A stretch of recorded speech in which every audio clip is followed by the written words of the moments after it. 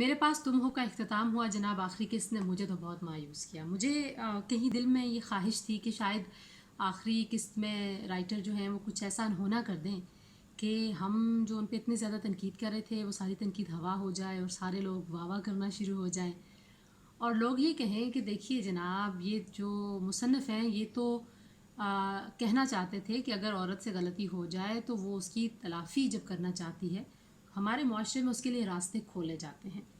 तो यहाँ जब माफ़ी तलाफ़ी के लिए दरवाज़ा खुला, साथ ही उन्होंने किसी का दिल बंद कराया और उसको हार्ट अटैक करवाया, जो मरकज़ी किरदार था दानिश, और उसको अल्लाह को प्यारा कर दिया। तो खैर, इस पर बहुत ज़्यादा सारी इंटरेस्टिंग मीम्स भी बन रही हैं। बहुत गैर हकीकी तरीके से जो स्क्रीन प्ले था उसको एग्जीक्यूट किया गया। थोड़ा बहुत ज़ाहिर है इसमें किरदार डायरेक्टर का भी होगा, लेकिन जिन्होंने स्क्रीन प्ले लिखा और जिन्होंने ये डायलॉग्स और सारी सूरत हाल लिखी, उन पे ज़ाहिर तनकीद बनती है कि बहुत गैर हकीकी था। इस ड्रामे के प्लॉट के हवाले से बहुत ज़्यादा तनकीद हुई। खलीलुर रहमान कमर साहब को मिसोजिनिस्ट कहा गया और उनको एंटी फेमिनिस्ट भी कहा गया, और इन दोनों लफ्ज़ों से वो बड़ा चिढ़ते हैं। वो कहते हैं जी लिबरल फेमिनिज़म जो है और जो मिसोजिनी जैसे लफ्ज़ हैं ये अंग्रेज़ी मीडियम के लोग बाहर से लेके आए हैं, इन अल्फाज का हमारे माशरे से कोई ताल्लुक़ नहीं है। मुझे पहला गिला तो उन लोगों से है जिन्होंने उनको गैर ज़रूरी अहमियत दी है। मुझे ये लगता है कि वो एक फ़िक्शन राइटर हैं, वो तख़य्युलात की दुनिया में रहने वाले शख्स हैं और उनका हक़ है कि वो अपने तख़य्युल में किरदार बुने, कहानियाँ लिखें। अब ये किरदार जो अदा करना है कि इन कहानियों को कितना प्रमोट किया जाना चाहिए, इन कहानियों को हकीकी ज़िंदगी से किस तरह से रिलेट करना चाहिए, ये तो उन चैनल्स का है जो इस तरह की कहानियों पर लिखे हुए डायलॉग्स को उन्होंने इतना उछाला।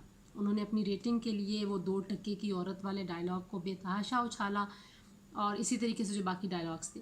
अच्छा, जो ज़्यादा बड़ा मसला था मेरे हिसाब में वो ये था कि खलीलुर रहमान कमर साहब इश्क़ मजाजी के ऊपर बहुत कमाल का लिखते हैं, और हम ज़िंदगी में ऐसे बहुत सारे तजुर्बात से गुज़रते हैं, सभी गुज़रते हैं। बिलखुसूस अगर लड़कपन की ज़िंदगी की बात करें तो हमारे यहाँ ऐसी बहुत सारी मिसालें हैं जहाँ लोगों को शदीद मोहब्बत हो जाती है। उनके ख़्याल में वो उनकी पहली और आखिरी मोहब्बत होती है। ये तो वक्त बताता है कि वो कितनी मोहब्बतें करते हैं, लेकिन जो शदीद मोहब्बत के बाद की नाकामी होती है उसमें लोग ऐसे दिल जले होते हैं और वो ऐसे ही डायलॉग्स बोलते हैं।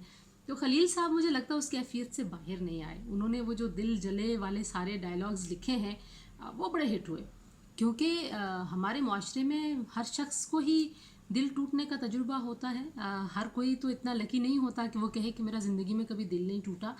और जब हम मोहब्बत और आशिकी की और इश्क की बात करते हैं, बहुत सारे लोग बहुत सारे रिश्तों से भी हर्ट होते हैं जो उनके अपने रिश्ते होते हैं। ये ज़रूरी नहीं कि एक लड़के और लड़की की जो मोहब्बत होती है, जो इश्क होता है, सिर्फ उसी तनाजुर में आपकी फीलिंग्स हर्ट हो। तो वो जो हर्ट फीलिंग्स को सेलिब्रेट करने का कल्चर है पाकिस्तान में बहुत ज़्यादा। हम खुशियों को सेलिब्रेट नहीं करते, लेकिन बैठ के वो दिल जलों की तरह डायलॉग्स बोलते हैं। उनको शेयर, सबसे ज़्यादा शेयर वो चीज़ें हो रही होती हैं जहाँ पे ना बहुत ही चुभने वाला कोई जुमला होता है कि भाई आपने मेरा दिल तोड़ दिया और आप जहन्नुम में चले जाए, मतलब इस तरह की बातें करते हैं। तो खलील साहब जो है वो उन्होंने उस तरह के डायलॉग्स लिखे और उनको बड़ी पजीराई मिली। मसला क्या था? मसला ये था कि उन्होंने कोशिश ये की कि मर्द और औरत के जज्बात और कैफियत को डिस्क्रिमिनेट करें, विच इज़ नॉट राइट।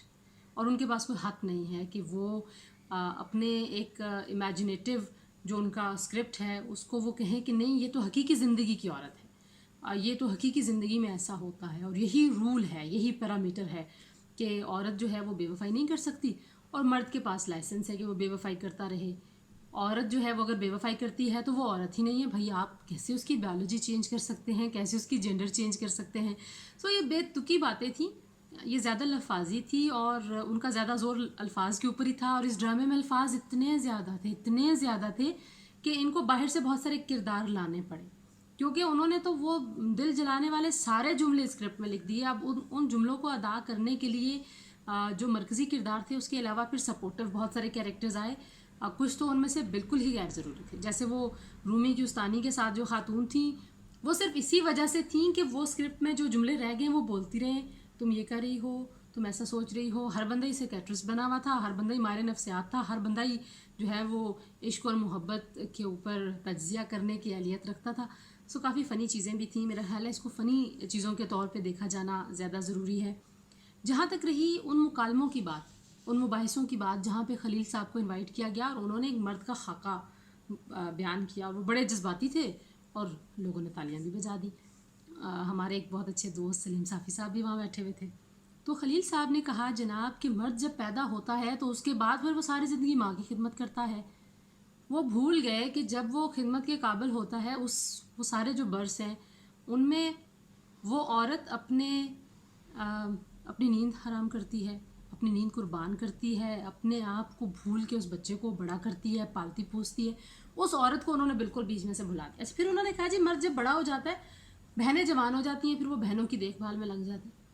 میں ایسی ہزاروں عورتوں کو دیکھتی ہوں اور جانتی ہوں جو اپنے بھائیوں کی دیکھ بھال کرتی ہیں اور ساری زندگی ان کو پالتی ہیں. نوکری کرتی ہیں، بھائی نکمے ہیں، کچھ کام نہیں کرتے اور بہن جو ہے اس کا استحصال ہوتا رہتا ہے. لہٰذا یہ جو خاکہ انہوں نے مرد کا کھینچا، اللہ کرے کہ ایسے مرد ہوں اور زیادہ ہوں. ہیں صحیح بہت کم ہیں، میں چاہتی ہوں کہ زیادہ ہوں. یہ جو ان کا امیجنیشن ہے یہ ریالٹی بن جائے، میں یہ بھی چاہتی ہوں. لیکن ابھی جو حقیقت ہے، ابھی جو ریالٹی ہے اس کو وہ نگیٹ نہیں کر سکتے. پھر انہوں نے کہا کہ بیوی کی خدمت میں لگ جاتا ہے، مطلب ساری کمائی اس کے ہاتھ میں لا کے رکھتا. اور کیا کرے مرد بیوی پہ تشدد کرتا ہے، چاند جیسے چہرے کو نیلو نیل کر دیتا ہے، آنر کلنگ کرتا ہے، بیٹی کو مار دیتا ہے، بہن کو مار دیتا ہے، ماں کو مار دیتا ہے. اس مرد کو بالکل یہ کہنا کہ وہ مرد اس معاشرے میں موجود نہیں ہے، اور وہ عورت جو ساری زندگی قربانی دیتی ہے، جو ساری زندگی وفا شعار رہتی ہے، اس کا شوہر ایکسٹرا میرٹل افیئرز چلاتا، افیئرز چلاتا، ایک کے بعد دوسرا، دوسرے کے بعد تیسرا، تیسرے کے بعد چوتھا، اور وہ ساری زندگی ایک گھر میں صرف اپنے بچوں کے لیے اپنی زندگی، اپنی جوانی، اپنا دل، اپنے جذبات سب کچھ قربان کرتی ہے. اس عورت کو انہوں نے کہا جی کہ ایسی عورت تو شاید ہے ہی نہیں. تو خلیل صاحب جو ہیں ان کو ان کی تخیل کی دنیا بہت مبارک ہو. میں اپنے جو فیمنزم اور جو سول سوسائٹی کے دوست ہیں ان سے یہی گزارش کروں گی کہ بھائی ایسے شخص کو آپ اپنے مسائل کی ترجمانی کے لیے کیوں کہتے ہیں؟ ان سے یہ توقع بھی کیوں رکھتے ہیں کہ وہ ان مسائل کی ترجمانی کریں جو بڑی ہارڈ اور بڑی بٹر ریالٹیز ہیں؟ ان کو رہنے تھے تخیل میں. وہ اس زمانے میں جی رہے ہیں جہاں پہ وہ خون سے خط لکھا کرتے تھے لوگ محبوب کو، اور خودکشی بھی کر لیتے تھے، ابھی بھی کرتے ہیں. مجھے پتہ ہے ایسے محبت کے بہت سارے ہم قصے سنتے ہیں، ایسی کہانیاں سنتے ہیں اور ہوتی بھی اپنے سامنے بھی دیکھتے ہیں کہ جہاں پہ لوگ اپنی نسیں کاٹ لیتے ہیں، اپنی جان دے دیتے ہیں.